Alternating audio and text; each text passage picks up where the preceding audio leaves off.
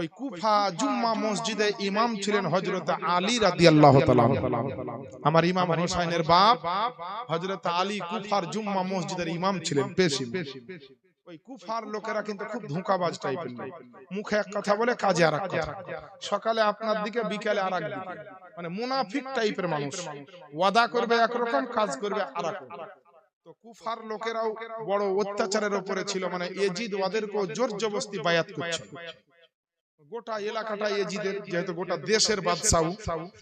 তো কুফার কিছু লোক যখন শুনতে পেল যে মদিনা থেকে ইমাম হোসাইন মক্কা চলে এসেছে, তখন ইমাম হোসাইনকে বারবার সব চিঠি পাঠাতে লাগলো, ওগো ইমাম হোসাইন, আপনি মদিনায় মক্কায় না থেকে আপনি কুফাতে চলে আসেন। কুফাতে যদি আপনি আসেন, আপনি নবীর নাতি মা ফাতেমার বেটা আলীর বেটা, আমরা সবাই আপনাকে বাদশা বলে মানবো, আপনার হাতেই আমরা বায়াত হব, আমরা ইয়াজিদকে মানবো না। ইয়াজিদ আমাদেরকে জোর জবরদস্তি বায়াত করছে, মুরিদ করছে, আমরা আর মুরিদ বায়াত হব না। এইভাবে চিঠি পাঠাই, কিতাবে লিখছে এক একখানা না 150 খানা চিঠি। বলেন সুবহানাল্লাহ। 150 খানা চিঠি ইমাম হোসাইনের কাছে উপস্থিত হলো। ইমাম হোসাইন বলছেন যে আল্লাহ গো, এত চিঠি দিয়ে ডাকছে, যদি না যায় তো তারা যদি পথভ্রষ্ট হয়ে যায়, ঈমান হারা হয়ে যায়, আমি না যাওয়ার কারণে হাসরের ময়দানে আমি ইমাম হোসাইন আমাকেই জবাব দিতে হবে। ইমাম হোসাইন যাওয়ার জন্য রেডি হচ্ছে। তো ইমাম হোসাইনের চাচাতো ভাই হযরত ইমামে মুসলিম বিন আকিল রাদিয়াল্লাহু তাআলা আনহু এসে বলছেন, হুজুর কোথায় যাবে? না তো মক্কা থেকে আমাকে কুফা যেতে হবে। কেন না, তো এই ব্যাপার। ইমাম মুসলিম বললেন যে হুজুর খবরদার, আপনি কুফাতে যাবেন না, কারণ হচ্ছে কুফার লোকেরা খুব ধোঁকাবাজ, তারা সকালে আপনার দিকে বিকেলে আরেক দিকে। এর আগে আমাদের আব্বাজান হযরত আলীকে তারা ধোঁকা দিয়ে মেরেছে, তারা নামাজ পড়েছে আলীর পিছে, আবার আলীকে তারাই শহীদ করেছে। অতএব ওখানে গেলে খুব সাবধানে যেতে হবে। কিছু লোকে বলল, হুজুর আপনি যেন না, বরং ওই জায়গার বর্তমান পরিস্থিতিটা কেমন, কুফা এলাকার কন্ডিশন কেমন আছে, এটা জানা জন্য বা ভেরিফাই করার জন্য, বিষয়টা বুঝার জন্য বরং ইমামে মুসলিমকে পাঠান, আপনার চাচাতো ভাই, সে গিয়ে দেখবে, দিয়ে পর্যবেক্ষণ করে, অবজারভার হিসাবে পর্যবেক্ষণ করে দেখার পরে আপনাকে খবর দিবে, তারপরে আপনি যাবেন।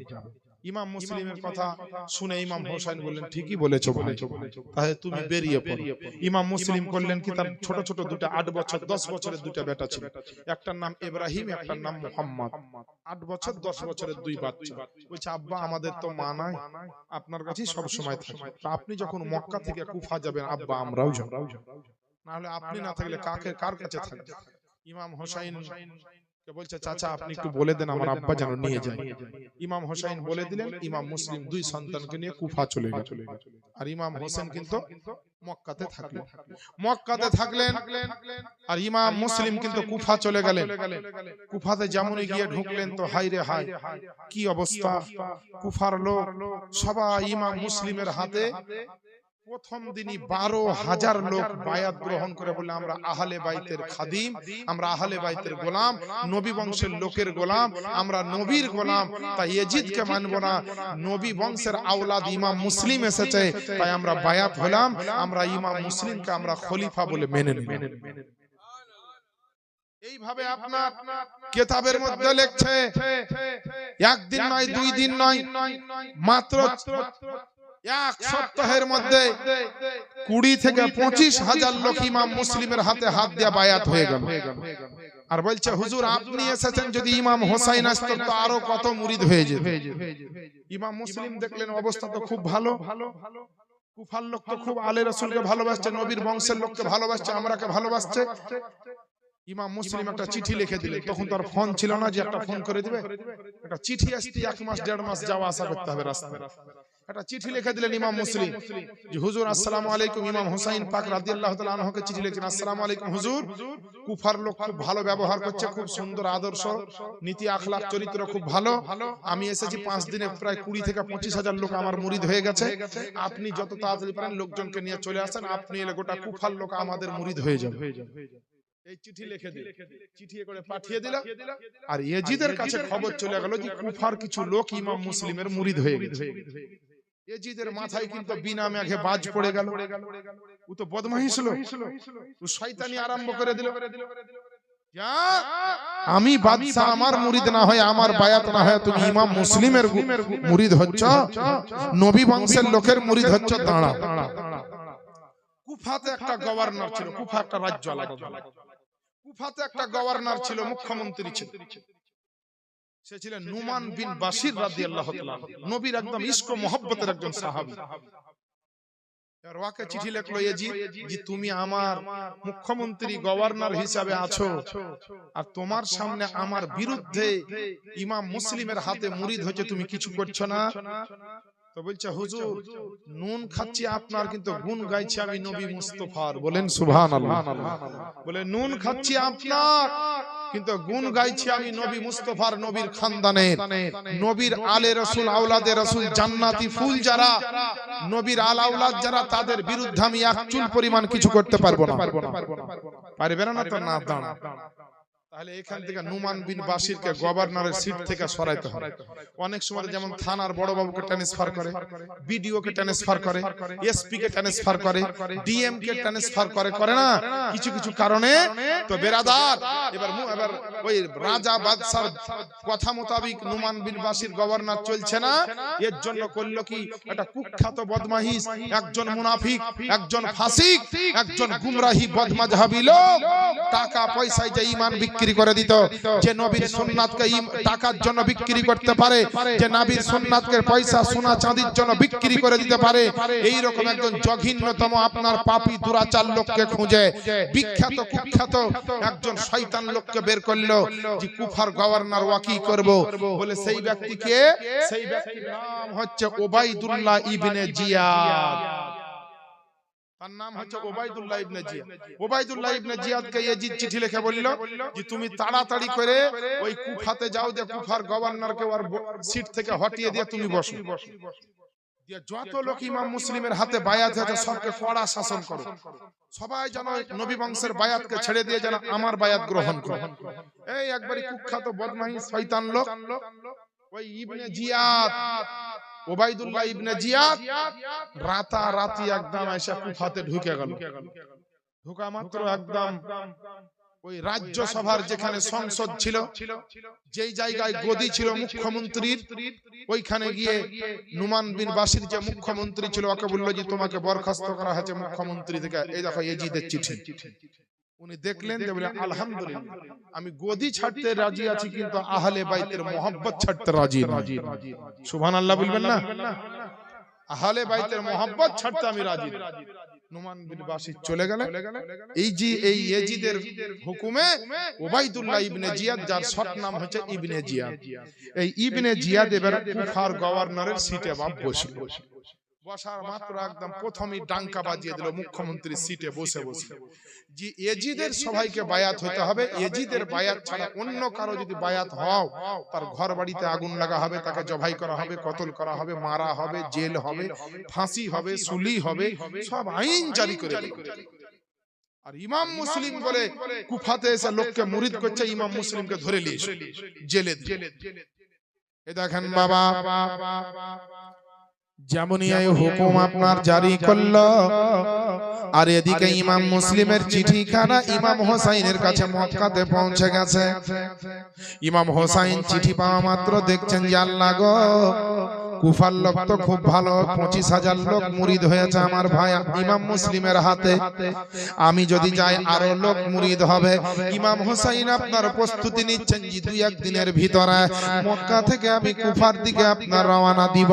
আর এদিকে আপনার ইবনে জিয়াদ ওই কুফার গভর্নর করলো কি, নবী বংশের আল আওলাদের মধ্যে থেকে হযরত ইমামে মুসলিমকে আপনার খোঁজাখুঁজি করতে আরম্ভ করলো, এমনকি আপনার পুরস্কার সুদ্ধা ঘোষণা করলো, ইমাম মুসলিমকে ধরে এনে যে আমার সামনে হাজির করবে, তাকে বিরাট বড় প্রাইজ দেওয়া হবে। টাকা পয়সার জন্য সবাই কিন্তু ঈমান হারাতে পারে না বেরাদারনি ইসলাম, টাকার জন্য সবাই কিন্তু নবীর মহব্বত দিবে না। আল্লাহ আল্লাহ, কিন্তু কিছু মুনাফিক ব্যক্তি আছে, কিছু বেঈমান মানুষ আছে, টাকার জন্য ঈমান পর্যন্ত বিক্রি করে দেয়, টাকার জন্য নবীর মহব্বত বিক্রি করে দেয়, টাকার জন্য নবীর সুন্নাতকে আপনার ভেঙে দেয়। কিন্তু আল্লাহ আল্লাহ এই শ্রীরামপুরের মায়েরা বোনেরা আমার বাপজিরা ভাইয়েরা আপনারা বড় আশিকের রাসূল আপনারা আল্লাহর ওলিকে ভালোবাসেন আপনারা আলেম ওলামাকে ভালোবাসেন আপনারা আহলে বাইত পাক পাঞ্জাতনকে ভালোবাসেন আপনারা নবীর মোহাব্বত করেন রে বাপজিরা তাই তো বেরাদারান ইসলাম আপনাদের বলতে চায় আল্লাহ পাকের নবীর মোহাব্বতের নাজারা হযরত ইমামে মুসলিম নবী বংশের একজন সন্তান ওই বড় সন্তানটাকে হযরত ইমামে মুসলিমকে খোঁজাখুঁজি আরম্ভ হয়ে গেল কুফার কিছু মানুষ আপনার ভয়ে আবার ইবনে জিয়াদের ভয়ে বাড়ি ঘরকে বাঁচাবার জন্য নিজের আলাউলাদকে বাঁচাবার জন্য ইমাম মুসলিমের হাতে যারা মুরিদ হয়েছিল তারা আস্তে আস্তে ইমাম মুসলিমের দিক থেকে আবার ইয়াজিদের দিকে যেতে লাগলো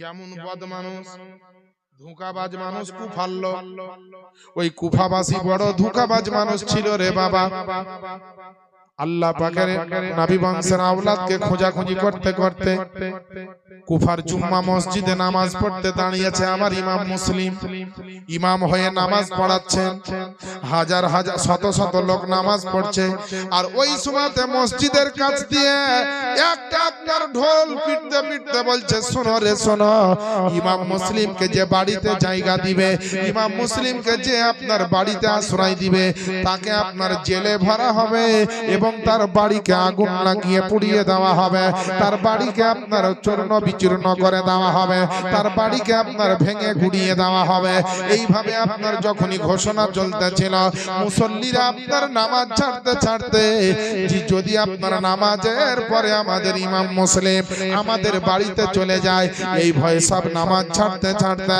সবাইকে কোন দিকে পালিয়ে গেল ইমাম মুসলিম নামাজে সালামটা ফিরিয়ে আপনার পিছনে দেখছে এতগুলা মুসল্লি ছিল কিন্তু একটাও নাই সবাই নিজের জানের ভয়ে আপনার পালিয়ে গিয়েছে এ মুসলমান বাপজিরা মায়েরা বোনেরা গো ইমাম মুসলিম রাস্তাতে রাস্তাতে ঠকর খেয়ে বেড়ায় কারো বাড়িতে ঢুকবে তো দরজা খোলা নাই সবাই ভয়ে দরজাগুলা বন্ধ করে দিয়েছে ইমাম মুসলিম যেন আমাদের বাড়িতে না আসে তাহলে এজিদের সেনাপতি এজিদের গভর্নর আপনার ইবনে জিয়াদ আমাদেরকে কিছুই রাখবে না বাড়িতে আগুন ধরিয়ে দিবে এই বলে ভয়ে আপনার বাড়িতে সব দরজা বন্ধ করে দিয়েছেন এইভাবে রাত্রি বেলাতে একজন মহিলার বাড়িতে আমার ইমাম মুসলিম গিয়ে আপনার যেন একটু আশ্রয় পেল ওই মহিলাটার নাম হচ্ছে তওয়া ওই তওয়ার বাড়িতে গিয়ে আপনার আমার ইমাম মুসলিম একটু আশ্রয় গ্রহণ করলেন আর তওয়ার বেটা কিন্তু ওই এজিদের আপনার যে সেনাপতি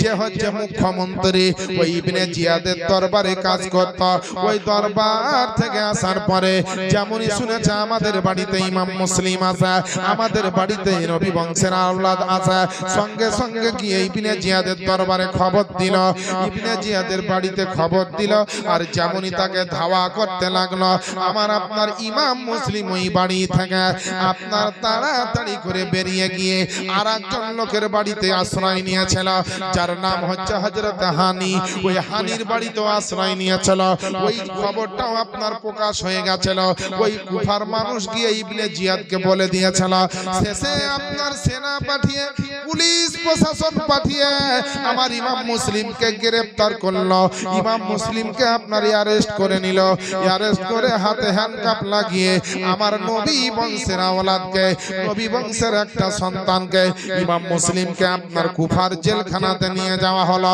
জেলখানাতে নিয়ে যাওয়ার পরে বলে শোনো রে শোনো ইমাম মুসলিম ইবনে জিয়াদ বলছে শোনো রে শোনো তোমাকে মারবো না কোনো কাটবো না তলোয়ার চালাবো না তুমি খালি একবার বলে দাও যে ইয়াজিদকে আমি খলিফা বলে মেনে নিলাম আর তোমার কোনো অসুবিধা নাই ইমাম মুসলিমের গায়ে ছিল নবী বংশের আপনার রক্ত আলিয়া মর্তজার বংশের রক্ত এই ইমাম মুসলিম বলল ইবনে জিয়াদ শোনো রে শোনো আমি হচ্ছি নবী বংশের আওলাদ যে আপনার ইয়াজিদ নবীর শরীয়তকে মানে না যে ইয়াজিদ আপনার আল্লাহর কোরআন নবীর হাদিসকে মানে না ওই ইয়াজিদকে আমি কখনো খলিফা বলে মানব না বাদশা বলে মানব না রাজা বলে মানব না আমার ইবনে জিয়াদের সামনে যেমনই যখনই আপনার আমার ইমাম মুসলিম বললেন যে মানব না তখন তাকে জেল দেওয়া হলো আপনার জেলে আপনার ভরে রাখা হলো কয়েকদিন জেলে রাখার পরে আপনার ইবনে জিয়াদ কত ভয়ঙ্কর কুখ্যাত বদমাইশ মানুষ নবী বংশের আওলাদ হযরত ইমামে মুসলিমকে নিয়ে গিয়ে আপনার বলল বাজারে নিয়ে যাও, যেখানে অনেক হাজার হাজার লোক থাকবে, আর সেখানে নিয়ে গিয়ে আমার ইমাম মুসলিমের কথা বলল, এ মুসলিমকে নিয়ে গিয়ে বাজারে গিয়ে তাকে কতল করে দাও। বাজারে নিয়ে গিয়ে তাকে জবাই করে দাও। কত বড় কথা! যে নবী বংশের সন্তান ইমাম মুসলিম, তার ছোট ছোট দুটা বাচ্চা নিয়ে আপনার এসেছিল ওই কুফাতে। বাচ্চা দুটা কার বাড়িতে আছে কেউ জানে না, কিন্তু ইমাম মুসলিমকে ধরে নিয়েছে, জেলখানা থেকে বের করে বাজার নিয়ে যাচ্ছে। টানতে টানতে টানতে টানতে নিয়ে গেল বাজারে। হাজার হাজার লোক তাকিয়ে আছে যে আমাদের নতুন মুখ্যমন্ত্রী ইবনে জিয়াদ কি ফয়সালা নিচ্ছে ইমাম মুসলিমের ব্যাপারে। দেখি সবাই মুসলমান তাকিয়ে দেখছে, কিন্তু মুসলমান আছে, মুসলমানের ঈমান কিন্তু ঘুমিয়ে গেছিল। মুসলমানের ঈমান যদি জেগে থাকতো, একটা মুসলমানের সামনে আর একটা মুসলমানকে যদি মারে রে বাপজিরা, ওই মুসলমানের ঈমানি দায়িত্ব হচ্ছে তাকে বাঁচানো, তার জন্য রক্ষার জন্য কিছু করা। আর যদি না পারে তাহলে আপনার লড়াই করে মরে যাও তো ভালো, কিন্তু আপনার একজন মুসলমানকে মারবে আর আরো 10 জন মুসলমান দেখবে এরা আসল মুসলমান হতে পারে না।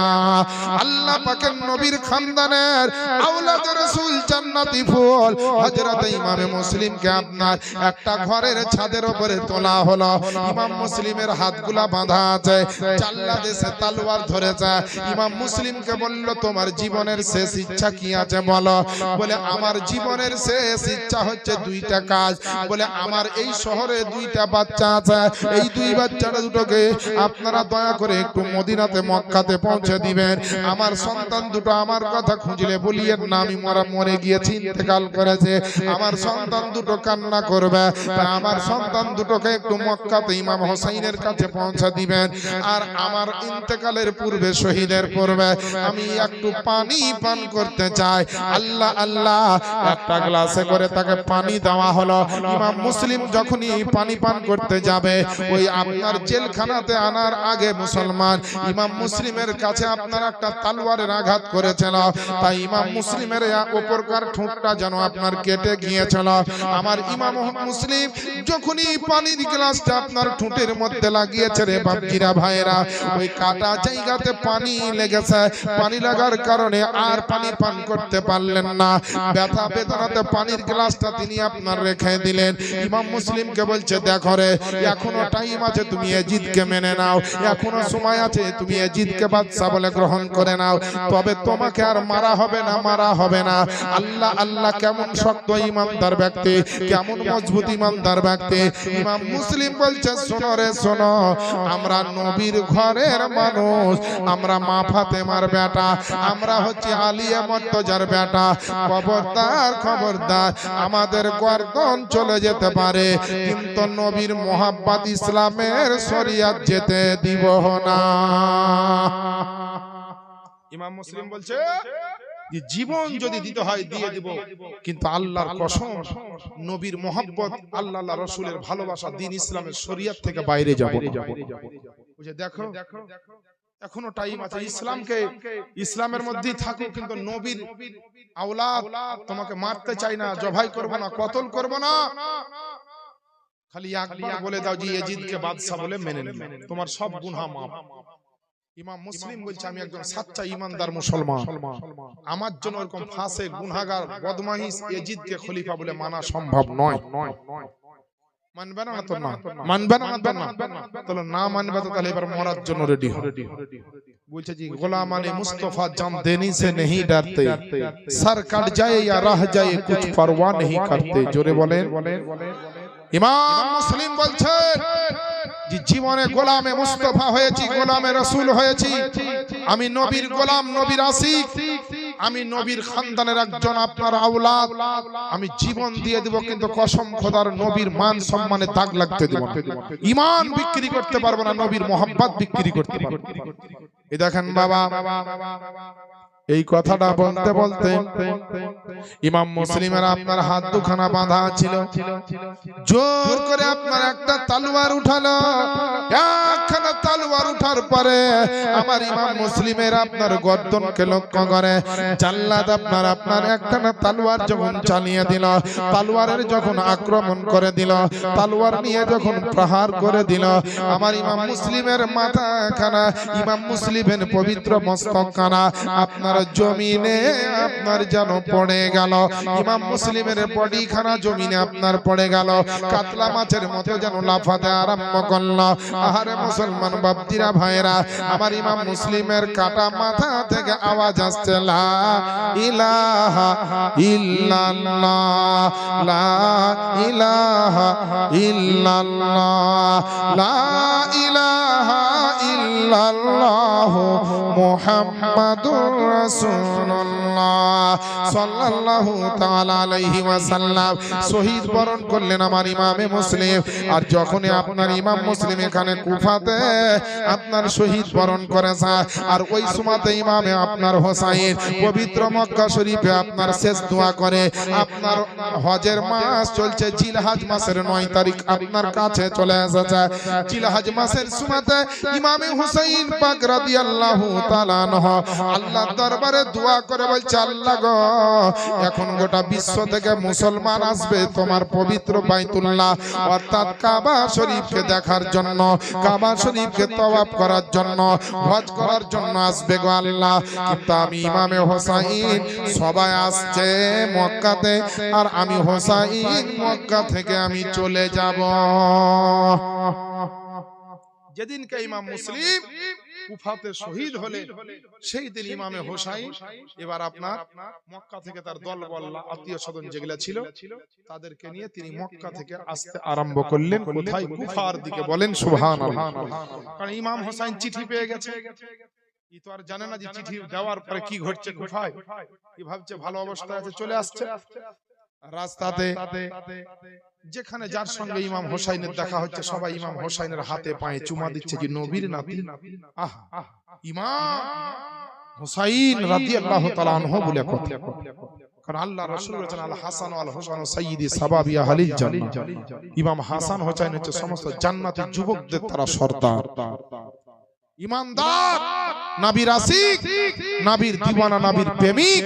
তারা সবাই যে যেখানে দেখা হচ্ছে আর বলছে হুজুর কোথায় যাবেন না, তো মক্কার লোকও বলেছে যে হুজুর আপনি মক্কা থেকে যায়েন না কুফা, ওখানকার লোক ভালো নয়, এখানে আপনি যতদিন থাকবেন থাকেন, আমরা আপনাকে জান দিয়া হেফাজত, আপনার দিকে একটা আঙ্গুল তুলতে দেব না কাউকে, আমাদের জানে জান থাকে, শরীরে রুহু থাকতে আপনার উপর কোনো আক্রমণ করতে দেব না, আপনি মক্কাতে যতদিন পারবেন থাকবেন। কিন্তু ইমাম হোসাইনের ডাক পেয়ে নিলেন ওই ইমাম মুসলিমের চিঠিতে, তখন বললেন না আমাকে যেতে হবে, ইসলামের প্রচারে যেতে হবে। আর ইমাম হোসাইনের কানে ওই আওয়াজটা আছে, যেদিনকে জন্মগ্রহণ করে সেদিন আমার নবী আজান দিয়েছিলেন আর ইকামত পড়েছিলেন আর বলেছিলেন যে ইমাম হোসাইন নানার আওয়াজখানা মনে রাখে। আর হোসাইনও সেদিন কথা দিয়েছিলেন যে ইয়া রাসূলুল্লাহ, জীবনে প্রয়োজন হলে তলোয়ারের ছাওয়ার তলাতে দাঁড়িয়েও আমার হোসাইন আমি আপনার ইসলামের শরীয়তের হেফাজত করব। ইসলামের খাদিম, ইসলামের খিদমত এমনি করা হবে না বাবা, দিলে সেরকম শক্ত মজবুত ঈমান লাগবে, নবীর মহব্বত লাগবে, হাদিস কোরআনের সেরকম শিক্ষা লাগবে। আর আমাদের বুঝতে পারলেন আমরা তো ফরজ শিক্ষাই জানি, আমরা এমন মুসলমান আমাদের ফরজ ঢাকতে সুন্নাত উদান আর সুন্নাত ঢাকতে গিয়া ফরজ উদান। এই তো আমরা মুসলমান। না নিজে ঠিক মতন শিক্ষা গ্রহণ করতে পেরেছি হাদিস কোরআন, না নিজের ছেলে মেয়েকে শিক্ষা দিতে পেরেছি। আল্লাহ রাসূলের মহব্বত আমাদের দিলে আসবে কি করে? দিলে তো আমাদের শয়তানের মহব্বতে ভর্তি হয়ে আছে। শয়তান মানুষের আশেপাশে সব সময় ঘুরে, ভালো কাজ থেকে শয়তান দূরে সরায়। যদি ঈমান মজবুত থাকে তো শয়তানের হাত থেকে বাঁচবে, আর ঈমান যদি মজবুত না থাকে শয়তানের প্রলোভনে পড়ে, শয়তানের আপনার প্রলোভনে পড়ে আপনি আরো বরবাদ হয়ে যাবেন, বরবাদ হয়ে যাবেন। কারণ আল্লাহ রাসূলের মহব্বতে দিলকে যদি নূরানি করে রাখতে পারেন, নূর করে রাখতে পারেন, আলোকিত করে রাখতে পারেন, আল্লাহ পাক সব সময় আপনাকে বাঁচাবেন। আর যদি আমাদের নামাজ নাই, রোজা নাই, হজ নাই, যাকাত নাই, শরীয়তের মশলা মাসাইল আমরা কিছু শিখলাম না, পালন করলাম না, তাহলে বেরাদার কিন্তু শয়তানে আক্রমণ করে আমাদেরকে বরবাদ করে কাল হাসরের ময়দানে শয়তান নিজেও জাহান্নামে যাবে, আমাদেরকেও নিয়ে যাবে। আমাদেরকে যদি বাঁচতে হয় হাদিস ও কোরআন মোতাবেক শরিয়ত মোতাবেক চলতে হবে, ইসলামের জন্য খিদমত করতে হবে। তারা ইসলামের জন্য জীবন দিয়ে দিয়েছে। ইমাম মুসলিমের দুটো 8 বছর 10 বছরের ছেলেকে ধরে তারা শহীদ করে দিয়েছে। তালোয়ার চালিয়েছিল তারা কে? তারাও মুসলমান, নামে মুসলমান। তারা টাকা পয়সাতে এজিদের কাছে বিক্রি হয়ে গেছে। ওই সৈন্যরা জবাই করে দিয়েছিল, কতল করে দিয়েছিল। তারা শাহাদাত বরণ করেছিল, 2টা মাসুম বাচ্চা। ইমাম হোসাইন আস্তে আস্তে করে আপনার রওনা দিয়েছেন মক্কা থেকে আপনার যেন আপনার কারবালার দিকে, কুফার দিকে। আস্তে আস্তে আস্তে আস্তে করে আসছেন। আস্তে আস্তে আপনার এমন একটা টাইম আসলো রে মুসলমান বাপজিরা ভাইরা, ইমাম হোসাইন যে ঘোড়ার উপরে চেপেছিল সেটাকে বলা হয় দুলদুল। নাম শুনে আছেন না? শুনেননি? ঘোড়ার নাম দুলদুল। আসলে যদিও এটা 1 নম্বর হোসাইনের ঘোড়ার নামই দুলদুল ছিল তা নয়, অন্য একটা বাদশার ঘোড়া ব্যবহার করত, মারাত্মক ঘোড়া, ওই ঘোড়ার নাম ছিল দুলদুল। তা ওই পরিপ্রেক্ষিতে অনেক আশিকে হোসাইনের ঘোড়াকে অনেকে দুলদুল বলে। বিরাট ক্ষমতা শক্তিশালী ঘোড়া ছিল হোসাইনের। হোসাইন পাক রাদিয়াল্লাহু তাআলা আনহু মক্কা থেকে আপনার আস্তে আস্তে করে আসছেন যেন আপনার কুফার দিকে। কুফাতে আস্তে আস্তে সঙ্গী সাথীদেরকে নিয়ে আসছে। হোসাইন কিন্তু যুদ্ধ করার জন্য আসছেন না, হোসাইন কিন্তু লড়াই করার জন্য আসছেন না, হোসাইন কিন্তু জিহাদ করার জন্য আসেননি। হোসাইন যদি লড়াই করতে আসতো সঙ্গে কিন্তু তার বেটিকে আনতো না রে বাবা, সঙ্গে কিন্তু তার বিবিকে, তার বোনকে আনতো না, ছোট ছোট আলী আসগারের মতন বাচ্চাকে কিন্তু সঙ্গে আনতো না। হোসাইন যদি লড়াইয়ের জন্য আসতো, হোসাইন যদি যুদ্ধের জন্য আসতো, শত শত হাজার হাজার সৈন্যকে নিয়ে তলোয়ার নিয়ে আসতো। হোসাইন আপনার মদিনা থেকে মক্কা এসেছে এবং মক্কা থেকে কারবালায় আসছে একটাই কারণে, হোসাইনকে যেন আপনার কেউ বিরক্ত না করে, হোসাইনকে নিয়ে মদিনাতে কেউ যেন ঝামেলা না করে। ঝামেলাকে এড়িয়ে যাওয়ার জন্য আমার হোসাইন চলে আসছে। এবার মক্কা থেকে আপনার কুফাতে আসছে ইসলামের প্রচারের জন্য, ইসলামের খিদমতের জন্য, আমার নবীর কলমার দাওয়াত পৌঁছানোর জন্য, সকলকে নবীর বংশে আপনার খিদমতে আঞ্জাম দেওয়ার জন্য। আস্তে আস্তে আস্তে আস্তে এমন একটা ময়দানে, এমন একটা জায়গাতে আমার ইমাম হোসাইনকে বলছে একজন, হুজুর গো খবরদার আপনি আর কারবালাতে যাবেন না, খবরদার আপনি কুফাতে যাবেন না। বলে কেন রে ভাই, কেন বলো না? আমাকে আমার ভাই ইমাম মুসলিম চিঠি দিয়ে ডেকেছে, কুফার মানুষেরা নাকি অনেক ভালো, কুফার মানুষেরা নাকি এখন অনেক চরিত্রবান হয়েছে, অনেকে নাকি নবীর মোহাব্বত করছে, আমাদেরকে নাকি অনেকে মোহাব্বত করবে বলে ডেকেছে। ওই ব্যক্তি বলল, হুজুর আজ থেকে আপনার 2 মাস আগে কুফার মানুষ ভালো ছিল গো হুজুর, ভালো ছিল, কিন্তু কুফার গভর্নর যখন চেঞ্জ হয়ে গেছে, কুফার গভর্নরটা যখন থেকে আপনার পরিবর্তন হয়েছে, একজন মক্কার টাকার গোলাম ঈমান চোর, আজকে সুবহানাল্লাহ, যার নাম হচ্ছে ইবনে জিয়াদ, যেদিন থেকে কুফার গভর্নর হয়েছে সেদিন থেকে কুফাতে কেউ শান্তিতে নাই, কুফাতে কেউ আপনার আরামে নাই, কুফাতে কেউ আপনার বড় সুকুনে নাই। বলে হুজুর আপনি যাবেন না, আপনার ভাই ইমাম মুসলিম যাকে আপনি পাঠিয়েছিলেন ওই মক্কা থেকে কুফাতে, ওই মুসলিম আর জগতের বুকে নাই গো হুজুর। ওই ইবনে জিয়াদের সৈন্যরা ধরে নিয়ে গিয়ে তাকে আল্লাহর রাস্তায় তাকে শহীদ করে দিয়েছে। যেমনই শহীদ করে দিয়েছে এই কথা ইমাম হোসাইন শুনলেন। নিজের একটা জওয়ান ভাই যদি মরে যায় তো বড় একটা ভাইয়ের দুঃখ হয়। ইমাম হোসাইন পাক রাদিয়াল্লাহু তাআলা আনহু তিনি আপনার ঝরঝর করে কেঁদে ফেললেন, বলে ভাই তুমি আমাকে না পাঠিয়ে নিজে গেলে আর আমার জন্য তুমি নিজের জীবনটা দিয়ে দিলে। আহারে মুসলমান, এখনকার যদি ফোনের যুগ হতো, মোবাইলের যদি যুগ হতো, সঙ্গে সঙ্গে আমার হোসাইনের কাছে খবরটা পৌঁছে যেত, হোসাইনের কাছে আপনার সংবাদটা পৌঁছে যেত। হোসাইন আপনার যেতেন কি যেতেন না সেটা আলাদা বিষয়, কিন্তু হোসাইন জানতেন না ওই লোকটার মুখ থেকে কথাটা শোনা শোনার পরে তিনি আপনার বুঝতে পারলেন যে এখানে আমার ইমাম মুসলিম ভাইকে পাঠিয়েছিলাম, ওই ইমাম মুসলিম ভাই আর জগতের বুকে নাই, তিনি আপনার শহীদ বরণ হয়ে গেছেন, শাহাদাত বরণ করেছেন। আল্লাহ পাকের নবীর নওয়াসা হযরত ইমামে হোসেন রাদিয়াল্লাহু তাআলা আনহু তিনি আপনার চোখের পানি মুছতে মুছতে বলছেন, বলে বন্ধুরা, আমি যখন আল্লাহর নবীর নওয়াসা, আমি হচ্ছি শেরে খোদার বেটা, আমি হচ্ছি মা ফাতেমার বেটা, আমি সামনে যখন চলতে লাগি আমি আর পিছন দিকে তাকাই না, আমার সামনে বিপদ আসুক আর তুফান আসুক, আমার সামনে যাই আসুক না কেন, আমি আপনার পিছনে পিছাবো না। পিছনে পিছিয়ে গেলে সবাই বলবে নবীর নাতি মা ফাতেমা আলীর বেটা আপনার ইয়াজিদের ভয়ে পিছিয়ে গেছে, ইবনে জিয়াদের ভয়ে পিছিয়ে গিয়েছে। না না, আমি কখনো আজকে পিছাবো না। ভাইয়ের আপনার শাহাদাতের খবরটা শুনে ইমাম হোসেনের কলেজাতে বড় আঘাত লাগলো, তবু আপনার কেঁদে কেঁদে আপনার জবাবটা দিয়ে ইমাম হোসেন আপনার চলতে লাগলেন। কিছুক্ষণ আপনার চললেন, একদিন এক রাত্রি আপনার চলতে লাগলেন। তারপরের দিন আপনার 61 হিজরিতে, আপনার 61 হিজরি মুহররম মাসের আপনার 2 তারিখে কারবালার প্রান্তরে এসে যখন ঘোড়া পৌঁছেছে রে বাপজিরা ভাইরা, ওই ঘোড়াটার পাখানা যেন জমিনে আপনার গেঁথে গিয়েছে। ইমাম হোসেনের ঘোড়ার পা জমিনে গেঁথে গেছে, পুঁতে গিয়েছে, আর পা উঠছে না। ইমাম হোসেন লাগাম ধরে টানছে ঘোড়ার, কিন্তু ঘোড়া উঠছে না। ইমাম হোসেন নামলেন, নামার পরে দেখছে হ্যাঁ পা গেড়ে গিয়েছে জমিনে। ইমাম হোসেন বলছে সঙ্গী সাথীদেরকে, যে বাবা এই জায়গাটা কোন জায়গা গো? তা বলছে হুজুর এই জায়গাটার নাম হচ্ছে কারবালা। সুবহানাল্লাহ।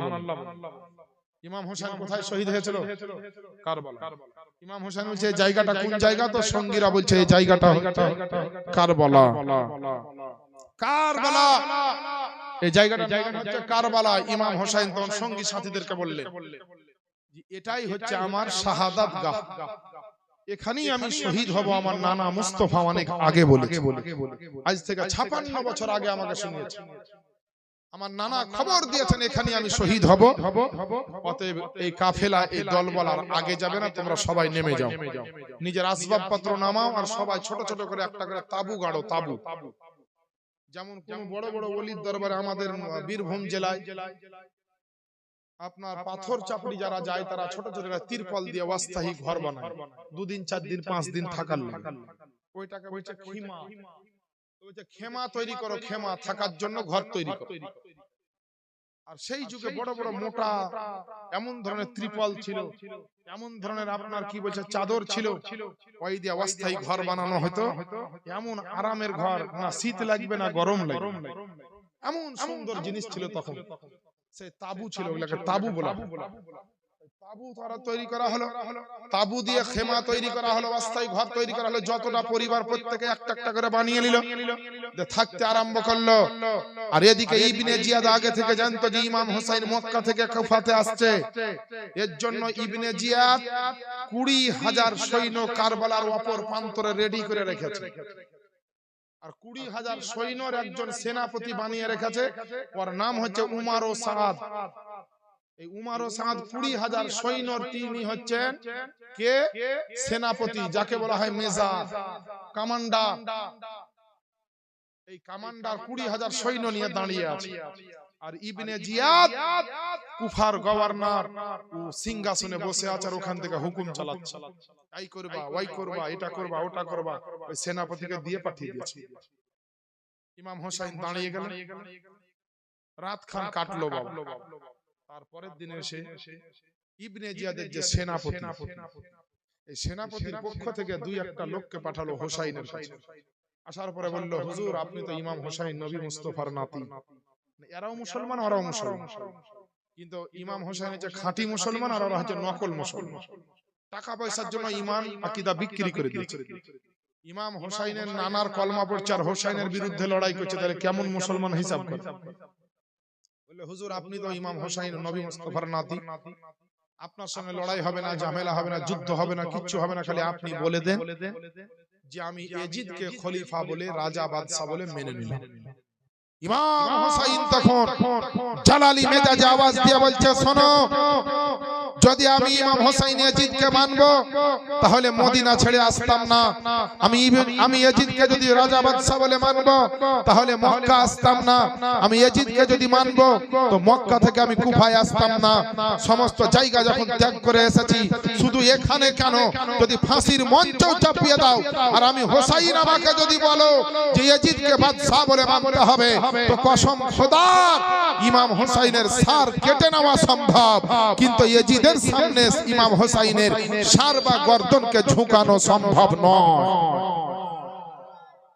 ইমাম হোসাইনের সারকে, গলাকে, এই মাথাকে কেটে নেওয়া সম্ভব, কিন্তু ইয়াজিদের সামনে ইমাম হোসেনের মাথাকে নিচু করানো সম্ভব নয়। তাহলে ইয়াজিদকে মানবে না? না। ও জিনাকে জায়েজ বলে, কাবা ঘরে ঘোড়া বাঁধা চলে, 3 দিন মদিনা শরীফে আজান বন্ধ করে দিয়েছে, 2 দিন আপনার 4 দিন 5 দিন ধরে কাবা শরীফে সামনে ঘোড়া বেঁধে রেখেছে, মা বেটি বহিন কাউকে ছাড়েনি, জেনা করাকে আম করে দিয়েছিল, যে যার সঙ্গে মহিলাকে পারবে তোমরা জেনা করো, মদ পান করো, যে যা পারবে করো, এরকম আপনার হারাম কাজকে খোলে আমছে চালিয়ে দিয়েছে। আমার বাপজিরা ভাইরা, বেরাদারনি ইসলাম, এই রকম হারামখোর এই মাকরু তাহারিমি লোকের মুরিদ আমি হইতে পারবো না। হোসাইন এবার সেনাপতির কাছে গিয়ে খবরটা দিলে এরা ভিতর ভিতর মিটিং শুরু করে যে হোসাইনকে যেমন করি হোক। হোসাইন গিয়ে বললে দেখো আমি যুদ্ধ করার জন্য কিন্তু আসি, আমাকে কুফার লোক ডেকেছে মুরিদ হওয়ার জন্য, বায়াত হওয়ার জন্য, ইসলামের খিদমতের জন্য, তাই তো তোমরা যখন এতই এরকম ব্যাপার ঘটে আছে কুফাতে, আমি জানতাম না, চলে এসেছি, তাহলে একটা কাজ হয় আমাকে এখান থেকে ডাইরেক্ট মদিনায় পৌঁছে দাও আবার, আর না হলে পারে আমাকে ইয়াজিদের কাছে নিয়ে চলো, আমি ইয়াজিদের সামনে গিয়ে ডাইরেক্ট কথাবার্তা বলবো, যে একটা মিলজুল করে নি।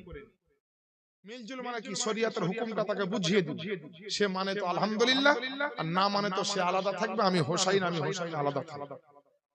ইয়াজিদের সৈন্য, ইবনে জিয়াদের যে সৈন্য 20,000, আর সেনাপতি বলছে না, ও হবে না, এখানেই তোমাকে ফয়সালা করতে হবে যে ইয়াজিদকে মানবে না মানবে। ইমাম হোসেন বললেন মানবো না। একবার, দুইবার, 4বার বলতে বলতে যখন মানলো না, যেদিনকে 61 হিজরি মুহররম মাসের 6 তারিখ, সেদিনকে ইমাম হোসেনের চারিদিকে রাস্তাঘাট, ফুরাত নদীর পানির রাস্তাঘাট সব বন্ধ করে দেখি ইমাম হোসেন ইয়াজিদকে মানে কিনা। এমন কষ্ট দিব জানে, জানের জ্বালাই মানে, এমন তাকে দুঃখ দিব, বেদনা দিব, কষ্ট দিব, আঘাত দিব, যেন হোসেন জানের জ্বালাতে ইয়াজিদকে বলে যে আমি খলিফা বলে মেনে নিলাম। কিন্তু জানে না যে শেরে খোদার বেটা আমার ইমাম হোসেন, আপনার কখনো আপনার জীবন চলে গেল ঈমান যেতে দিবে না, নবীর শরীয়তে দাগ লাগতে দিবে না। আল্লাহ আল্লাহ, আমার ইমামে হোসেন পাক রাদিয়াল্লাহু তাআলা আনহু এমন করে আপনার থাকতে লাগলো। তার সঙ্গী সাথীদেরকে বলল, বলে আমার সঙ্গী সাথীরা শোনো রে শোনো, আমি ইমামে হোসেন তোমাদেরকে বলে দিই, আমার জন্য যত রকমের বিপদ আজকে দাঁড়িয়ে গেছে, আমার উপরে যত রকমের রাগ ইবনে জিয়াদের এবং তার সৈন্য সম্মতিদের, সমস্ত পুলিশ প্রশাসন রাগ হচ্ছে আমার উপরে, তোমরা নিজের নিজের জায়গাতে ফিরে চলে যাও। ইমাম হোসেন তার বোনকে বলছে, বোন রে আমাকে কারবালায় রেখে তোমরা বাড়ি চলে যাও। তার স্ত্রীকে বলছে, তোমরা কারবালাতে আমাকে রেখে বাড়ি চলে যাও। জওয়ান জওয়ান ছেলেদেরকে বলছে, আমার জন্য বিপদে পড়িও না। আত্মীয় স্বজনকে বলছে, আমার জন্য তোমরা বিপদে পড়িও না, তোমরা আমাকে আল্লাহর রাস্তায় দ্বীন ইসলামের খিদমতের জন্য রেখে দিয়ে তোমরা চলে যাও।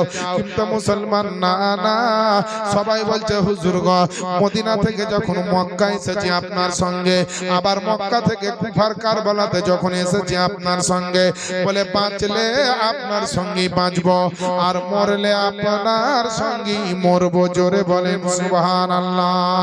হযরত বিবি সোহর বানু বলছে, বলে হুজুর গো, আমি একজন বাদশার বেটি, আমি একজন বাদশার বেটি, বলে যেদিন থেকে আপনার স্ত্রী হয়েছি সেদিন থেকে আমি দুনিয়ার কোন শাহজাদি নয়, আমি দ্বীন ইসলামের একজন শাহজাদি হয়ে গেছে। কারণ নবীর নওয়াজা, নবীর নাতির স্ত্রী হতে পেরে আমি সোহর বানু নিজেকে বড় গর্ববোধ করতেছি, নিজেকে বড় ধন্য ভাবতেছি। আল্লাহ আল্লাহ, আমার সোহর বানু আমার নবী মুস্তাফার ইমাম হোসাইনের নাতি, ইমাম হোসাইনের স্ত্রী। সোহর বানু বলছে না না, বলে হুজুর গো, আমি আপনার কাছে সোনার থালিতে ভাত খেতে চাই না, সোনার পালঙ্কে আপনার কাছে শুয়ে থাকতে চাই না। বলে আপনার কদম তল থেকে আমাকে সরাবেন না, যদি জীবন দিতে হয় আপনার জন্মই দিব, আর বেঁচে থাকলে আমি আপনার সঙ্গে বেঁচে থাকবো। হোসাইন বললা, বলে বিবি সোহর বানু, তুমি একজন এমন সুন্দর স্ত্রী যে নিজের স্বামীকে এমন কথা বলতেছো, তোমার মতো বিবির কথা শুনে কিয়ামত পর্যন্ত পৃথিবীর বুকে যারা পরহেজগার স্ত্রী হবে, পরহেজগার যারা বিবি হবে, তারা তোমার মতো বিবির ঘটনা শুনে আল্লাহর শুকরিয়া আদায় করবে, তোমার জন্য বড় দোয়া করবে রে বিবি। হযরত জয়নাবকে বলল আমার ইমাম হোসাইন, বলে জয়নাব তুমি চলে যাও, তুমি এখানে বিপদে পড়িও না, আমি ইমাম হোসাইন আমাকে ছাড়বে না, আমার জন্য পানি পর্যন্ত বন্ধ করে দিয়েছে, খাবার আনতে যাওয়ার রাস্তা বন্ধ করে দিয়েছে, আমাকে খাবার বন্ধ করে দিয়ে পানি বন্ধ করে দিয়ে বড় কষ্টতে ফেলতে চায়, যেন আমি তোমাদের যখন কষ্ট হবে, আমার ছেলে মেয়ের যখন কষ্ট হবে, আমি যেন এই কষ্ট দেখে অসহ্য হয়ে যেন এজিদকে মেনে নি। এর জন্য এই কায়দা কৌশলটা করেছে, এর জন্য এরকম যুক্তি পরামর্শ করেছে। আল্লাহ আল্লাহ, আমার ইমাম হোসাইন যতই বলছে সবাইকে চলে যাও, সবাই বলল, বলে হুজুর গো, আমরা কখনো আপনাকে ছেড়ে যাব না, আপনাকে যদি কারবালাতে ছেড়ে আমরা চলে যাই, নিজের বাড়িতে গিয়ে নিজের জান যদি আমরা বাঁচিয়ে নি, কাল কিয়ামতের ময়দানে আল্লাহ পাক যখন জিজ্ঞাসা করবে যে ইমাম হোসাইনকে একাই তোমরা কারবালায় ছেড়ে যখন তোমরা চলে এসেছিলে বিটি বেটাকে নিয়ে, নিজের বিবি বাচ্চাকে বাঁচিয়েছিলে, আর আমার হোসাইনের তোমরা সঙ্গ দাওনি, হোসাইনের সাথে তোমরা থাকোনি, সেদিনকে হুজুর বলেন গো, আমি আপনার নবীজির সামনে কেমন করে মুখ দেখাবো, মা ফাতেমার সামনে কেমন করে দাঁড়াবো, আলিয়া মুর্তজার কাছে কেমন করে দাঁড়াবো। বলে কখনো না, কখনো না, মরতে হয় মরব, কিন্তু কখনো এখান থেকে পিছাবো না। মুসলমান, তারা সত্যিকারী আপনার নবীর আশিক ছিল, তারা আপনার সত্যিকারী নবীর দিওয়ানা ছিল, তারা সত্যিকারী নবীর চাহনেওয়ালা ছিল। হাসান হোসেনের জন্য অনেকে জীবন দিয়েছে, আমার হোসাইনের জন্য, ইসলামের জন্য, আমার ইসলামের জন্য লড়াই করতে হোসাইন একাই যায়নি বাবা। হোসাইন লড়াই যুদ্ধ যখন করতে তারা বাধ্য করেছিল, হোসাইন যুদ্ধ করার নিয়াতে যায়নি, প্রথমেই বললাম আপনাদেরকে। তারপরে হোসাইনকে এমন একটা প্ল্যাটফর্মে পৌঁছা হয়েছিল, এমন একটা কন্ডিশন তৈরি হয়েছিল, এমন একটা পরিস্থিতি আপনার সামনে দাঁড়িয়েছিল, আমার হোসাইন তখন তালোয়ার ধরাকে বাধ্য মনে করেছিল, কারণ অন্যায় ভাবে তার উপরে জুলুম করতেছিল, অন্যায় ভাবে তার উপরে আপনার অন্যায় অত্যাচার শুরু করেছিল। আপনার 3 দিন পর্যন্ত পানি বন্ধ করে দেওয়া হলো, পানি বন্ধ করে দেওয়া হলো, পানি আপনার দেয় না, খাবার দেয় না। যখন আপনার 1 দিন 2 দিন কেটে গেল, ইমাম হোসাইনের আত্মীয় স্বজনেরা কেউ আপনার খাবার নাই, কারো কাছে আর পানি নাই, 2 দিন কেটে গেছে, শরীর আর চলে না, বাচ্চা বাচ্চা ছেলেগুলা যেন জিভাগুলা শুকিয়ে গেছে, মাসুম আলী আসগারের যেন মুখখানা শুকিয়ে গেছে। মা সোহর বানু নিজের 6 মাসের বাচ্চা হযরত আলী আসগারকে একটু দুধ পান করাবে, তো দুধ পান করাতে পারছে না। সোহর বানু বলছে, বলে হুজুর, আমার আজকে 3 দিন ধরে খাবার নাই, আমার পেটে 3 দিন ধরে কোনো পানি যায়নি, আমি আজকে আমার বাচ্চাকে একটু দুধ পান করাবো গো হুজুর, আমার দুধ পান করাবার মতো ক্ষমতা নাই। জওয়ান জওয়ান ছেলেগুলা পানির জন্য আপনার হাঁপিয়ে হাঁপিয়ে উঠছে, বুড়া বুড়া মানুষগুলা পানির জন্য যেন বড় বড় নিঃশ্বাস ছাড়ছে, ছোট ছোট বাচ্চাগুলা তার কলেজা পর্যন্ত সবারই টুটি শুকিয়ে গেছে, সবাই আপনার জিভ বের করছে পানির জন্য, কিন্তু পানি দেওয়ার কোনো রাস্তা নাই, উপায় নাই রে বাপজিরা। এর জন্য তো বেরাদার হযরত ইমামে হোসাইনকে সবাই আবেদন জানাচ্ছে, কিন্তু পানি দিবে তো কোনো রাস্তা নাই। মুসলমান, কেমন তোর নবীর আশিক ছিল, জীবন চলছে না পানির জন্য, খাবারের জন্য থাকতে পারছে না, তবুও হোসাইনের দামানখানা কিন্তু তারা ছাড়ে ছাড়েনি, কারণ ওই মুসলমান গুলা জানতো যে হোসাইনের দামান যদি ছেড়ে দিই তো জান্নাতের টিকিট ফেল হয়ে যাবে, আর হোসাইনের দামান ধরে থাকলে জান্নাতের টিকিট গ্যারান্টি হয়ে যাবে। আল্লাহু আকবার। ইয়া রাসূলুল্লাহ, ইয়া রাসূলুল্লাহ, এ মুসলমান জিন্দাবাদ। ইয়া রাসূলুল্লাহ, বিরাদরানে ইসলাম, আল্লাহ পাকের নবীর জন্য নবীর নওয়াসাকে ভালোবাসা যায়। নবীর নওয়াসার যারা সঙ্গ দিয়েছিল, নবীর নওয়াসা নবীর নাতি ইমাম হোসেইনকে যারা সঙ্গ দিয়েছিল, তারা মূলত আমার নবীর সঙ্গ দিয়েছিল, নবীর শরীয়তের হেফাজতের জন্য সঙ্গ দিয়েছিল, আল্লাহর কোরআনের সম্মানকে বাঁচাবার জন্য আপনার সঙ্গ দিয়েছিল। এ মুসলমান, দুনিয়ার বুকে নবীর মুনাফিক প্রেমিক তারা নিজের জীবন দিয়ে ইসলামকে আপনার রক্ষা করেছিল, আর নিজের জীবন দিয়ে আল্লাহর কোরআনকে বাঁচিয়েছিল, নিজের জীবনকে দিয়ে আপনার দ্বীন ইসলামের খিদমত করেছিল। আজ দুনিয়ার বুকে এমন সময় আসছে রে বাবা, কিছু কিছু জায়গাতে কোরআনের বিরুদ্ধে কথা বলা হচ্ছে, আল্লাহ আল্লাহ রাসূলের বিরুদ্ধে কথা বলা হচ্ছে, কিন্তু মুসলমান আপনার শুনছে আর চুপচাপ করে আছে। মানে শোনার পরে মুসলমানের প্রতিবাদ নাই, মুসলমান নিজের আপনার অধিকারের কথা বলতে পারে না, কারণ হচ্ছে মুসলমানের ঈমান কিন্তু জেগে নাই, মুসলমানের ঈমানে নবীর মোহাব্বত নাই। যদি থাকতো রে বাবা তো মুসলমান চুপচাপ কিন্তু থাকতো না। আল্লাহ পাক বলেছে, শোনো রে শোনো, আল্লাহ পাক কি বলেছে মুসলমান তোমাদের জন্য, উঠিয়ে দেখো পবিত্র কোরআন শরীফ, প্রথম নাম্বার পারা, সূরাটির নাম সূরা আল বাকারা, আয়াত নাম্বার হচ্ছে 42। আল্লাহ পাক ঘোষণা দিচ্ছেন যে ওয়ালা তালমিসুল হাক্কা বিল বাতিলি ওয়া তাকতুমুল হাক্কা ওয়া আনতুম তাআলামুন, এবং তোমরা সত্য আর মিথ্যাকে এক করে দিও না, সত্যকে জানার পরে তোমরা গোপন রাখিও না। আমার হোসাইন ছিল সত্যর পথে, আর ইয়াজিদ ছিল আপনার মিথ্যার পথে। একবার জোরে কি বলা যাবে না সুবহানাল্লাহ। বিরাদার, ইমাম হোসাইন সত্যর জন্য লড়াই করেছিল, হকের জন্য লড়াই করেছিল। ইমাম হোসাইন তো বলেনি যে আমি রাজা হব, বাদশা হব, জমি নিব, টাকা নিব, পয়সা নিব, এত বলেনি। ইমাম হোসাইনের একটাই দাবি ছিল, আমি সত্যর পথ ছাড়বো না।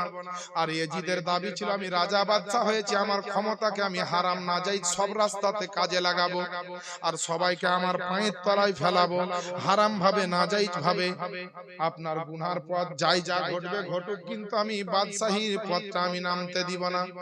আর হোসাইনের কথা হচ্ছে যে আমি সত্য থেকে হটবো না, আর সত্যকে মিটাতে দিব না, সত্যের জন্য লড়াই করব।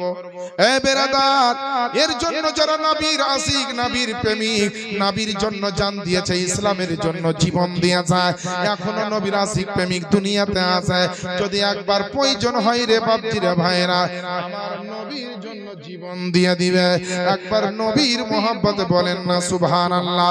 এর জন্য তো আপনার কোন নবীর আশিক বলতেছে জি পলকে জীবন দিয়ে দেব যদি নবী তুমি চাও, পলকে জীবন দিয়ে দেব যদি নবী তুমি চাও।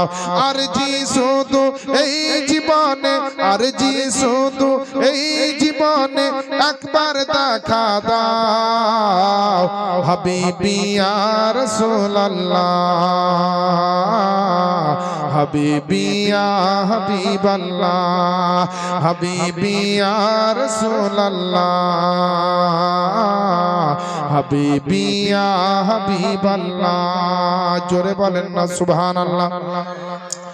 আর সাহাবীদের যুগে যদি এই জীবনটা পেতাম, আর দয়ার নবীর নূরি চেহারা আপন চোখে দেখতাম গো, আপন চোখে দেখতাম। জীবনটা কুরবান করে দেব, জীবনটা কুরবান করে দেব যদি নবী তুমি চাও। আর জি শুধু এই জীবনে, আর জি শুধু এই জীবনে একবার দেখা দাও, হাবিবি ইয়া রাসূলুল্লাহ, হাবিবি ইয়া হাবিবাল্লাহ। জোরে বলেন না সুবহানাল্লাহ। সত্যি যারা নবীর প্রেমিক, নবীর দিওয়ানা, নবীর গোলাম, তারা জানে যে নবীকে ডাইরেক্ট না হলে একদিন স্বপ্নেও নবীর দিদার পাবো। আর মরার আগে দিন পর্যন্ত এই আশাটা রাখবো, 1 মিনিট আগে হলেও মরার আগে হয়তো নবী দিদার দিয়ে দিতে পারে।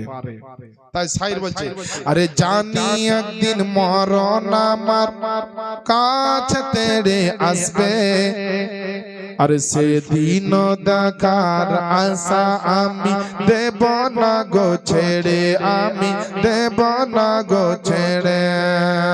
আরে জানি একদিন মরণ আমার কাছে তেড়ে আসবে, আর সেদিন দেখার আশা আমি দেব না গো ছেড়ে, আমি দেব না গো ছেড়ে। আরে কলেজা টুকরা করে দেব, কলেজা টুকরা করে দেব যদি নবী তুমি চাও। আর জি শুধু এই জীবনে, আর জি শুধু এই জীবনে একবার দেখা দাও, হাবিবি ইয়া রাসূলুল্লাহ, হাবিবি ইয়া হাবিবাল্লাহ, হাবিবি ইয়া রাসূলুল্লাহ, হাবিবি ইয়া হাবিবাল্লাহ। বেরাদার ও আমার আব্বা জানেরা, আম্মা জানেরা গো, ইমাম হোসেনকে কষ্টতে ফেলার জন্য, ইমাম হোসেনকে দুঃখ দেওয়ার জন্য ওই আপনার এজিদের সৈন্য ইবনে জিয়াদ, ওই ইবনে জিয়াদ গভর্নর সেনা আপনার একটা দুইটা নয় 20,000 সৈন্য পাঠিয়েছে আমার হোসেনকে রক্ষা করার জন্য। একটা হোসেনের পিছনে 20,000 এজিদের সৈন্য কারবালার প্রান্তরে ফুরাত নদীর ধারে আপনার লাগিয়ে দিয়েছে। হোসেনের জন্য পানি বন্ধ, হোসেনের জন্য খাবার বন্ধ। আপনার 3 দিন 3 রাত যখন কেটে গেল, আপনার মুহররম মাসের 9 তারিখে, মুহররম মাসের 9 তারিখে যখন দেখছে আর পানি ছাড়া বাঁচা যাচ্ছে না রে বাবা, খাবার ছাড়া আপনার চলা যাচ্ছে না, আমার হোসেনকে সবাই বলছে বলে হুজুর গো আমাদের ছেলে মেয়ে আর থাকতে পারছে না, আমরা নিজে আর থাকতে পারছি না, খিদা যা লেগেছে লেগেছে, খাবারের খিদা তো যা লেগেছে লেগেছে, পানির পিপাসাতে গো হুজুর আমাদের যেন ভিতরটা শুকিয়ে গেছে, আপনি একটু ব্যবস্থা খানা করেন না কেন। আমার ইমাম হোসেন বুঝতে পারলেন যে কারবালার প্রান্তরে আমার শহীদ হওয়ার কথা আছে। আমার নানা মুস্তাফা অনেকদিন পূর্বে আপনার শুনিয়েছিলেন, আমার ছোট্ট অবস্থায় আমার নবী এই ভবিষ্যৎবাণীটা করেছিলেন। আজকে আমি হোসেন ওই কারবালায় এসেছি, চুপ করে বসে থাকলে হবে না। অন্যায় করা যেমন, অন্যায় সহ্য করাও হচ্ছে তেমন।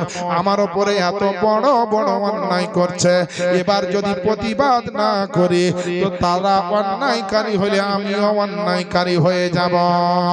হযরত ইমামে হোসেন রাদিয়াল্লাহু তাআলা আনহু বললেন কি বাবা, যে অন্যায়ের প্রতিবাদ করতে হবে, অন্যায়ের আপনার ঘৃণা করতে হবে, অন্যায়ের দাঁত ভাঙা জবাব দিতে হবে। আত্মীয় স্বজনের দিকে তাকিয়ে ইমাম হোসেন আর থামতে পারছেন না, প্রত্যেকের যেন মুখখানা আপনার শুকিয়ে গেছে, পানি বেগরে আপনার কারো কাছে যেন পানি নাই, খাবার পর্যন্ত কিছুই নাই, রাস্তাঘাট বন্ধ, একটাই রাস্তা খোলা আছে, হয় এজিদকে মানতে হবে আর না হলে তাদের সঙ্গে লাস্টে যুদ্ধ করে পানি খাবার নিতে হবে।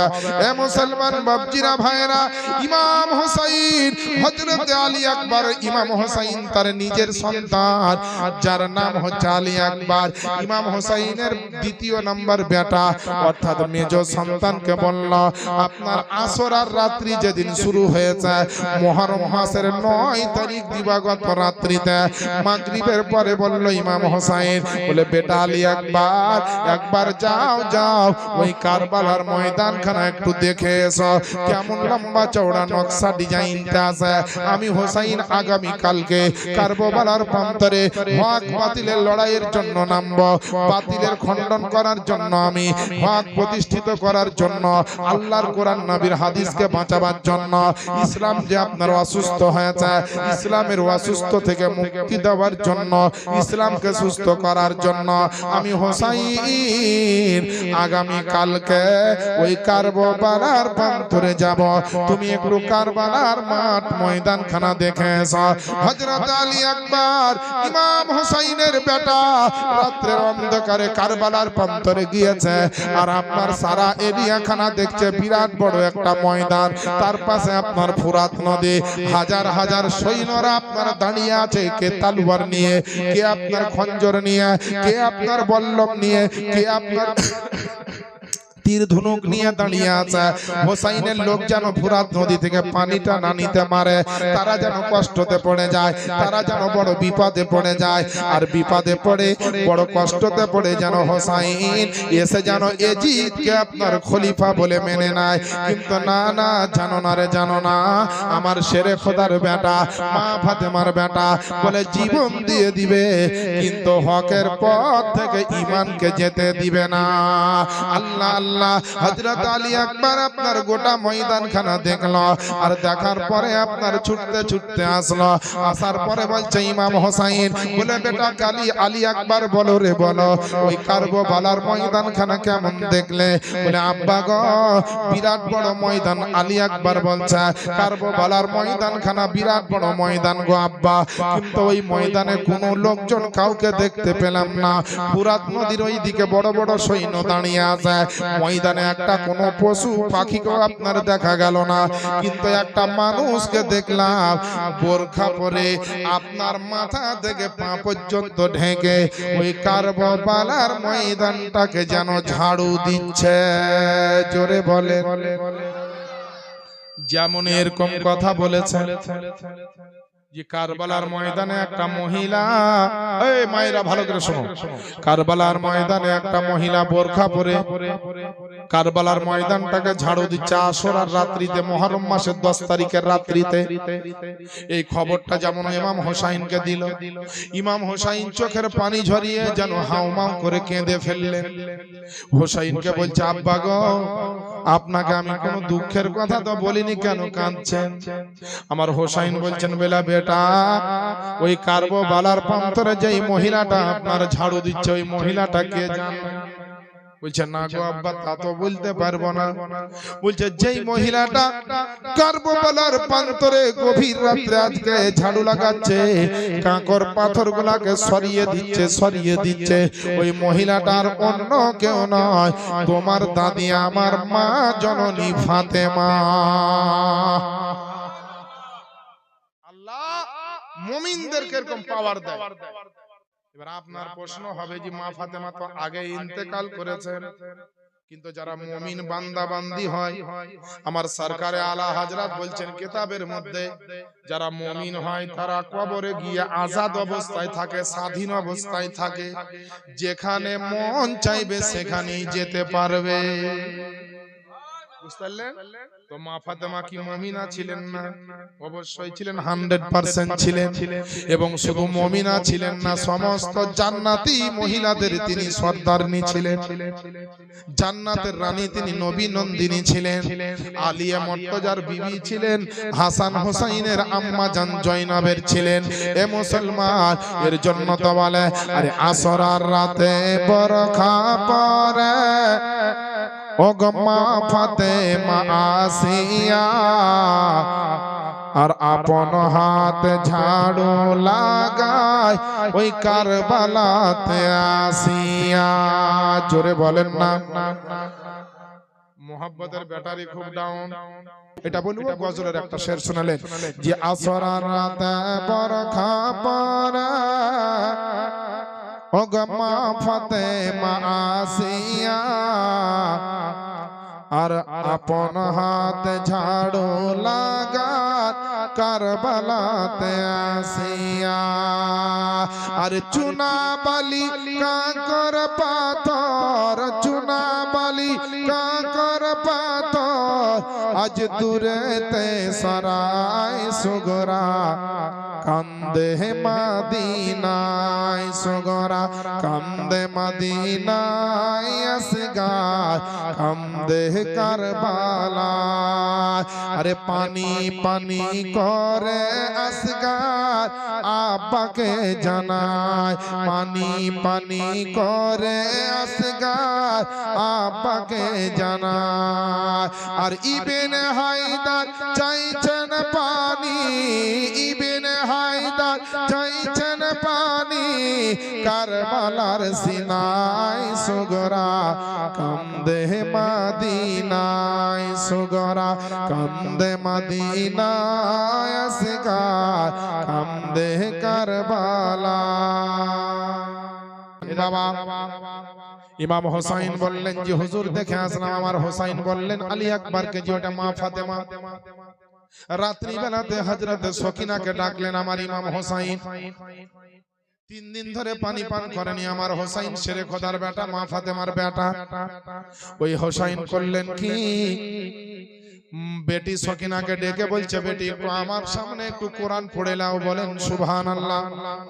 কোন বাপ কোন বেটিকে কি কোনদিন কোরআন পড়িয়েছে? আলহামদুলিল্লাহ আমি পড়িয়েছি, আমার মতো অনেক আলেম পড়িয়েছে। ইমাম হোসাইন বেটি সকিনাকে আপনার আশুরার রাত্রিতে কোরআন পড়াচ্ছে। বলে আলহামদুলিল্লাহি রাব্বিল আলামিন আর রহমানির রহিম মালিকি ইয়াউমিদ্দিন, এইভাবে সূরা ফাতিহাটা পড়াচ্ছেন। হোসাইনের কিন্তু মুখ চলছে কোরআনের জন্য আর দিলটা পড়ে আছে ওই কারবালার ময়দানে। আল্লাহ আল্লাহ বেটি সকিনার সামনে ধরে রাখতে পারলেন না, চোখের পানি খানা ঝরতে লাগলো। এক ফোঁটা চোখের পানি ঝরে কোরআন শরীফের পাতায় যেন আপনার পড়ে গেল, কোরআন শরীফের আপনার যেন জায়গাতে পড়ে গেল তেলাওয়াতের। আল্লাহ পাকের নবীর নওয়াজা হযরত ইমাম হুসাইন রাদিয়াল্লাহু তাআলা আনহর বেটে সকিনা বলছেন আব্বা আপনি আমাকে কোরআন পড়াচ্ছেন কিন্তু খিমার ভিতরে কোরআন পড়ছি গো আব্বা। আকাশের বৃষ্টির পানি তো খিমাতে আসবে না, কুয়াশার পানি তো খিমাতে আসবে না, তবে আমার কাছে এইখানে পানিটা কোথা থেকে পড়ল? যদি চোখ তুলে চেহারা খানা উঠিয়ে যদি দেখছেন আমার সকিনা হযরত ইমামে হোসাইনের চোখ দিয়ে গড়গড় করে পানি ঝরছে আর ওই পানি ঝরে সকিনার সামনে পড়ে যায়।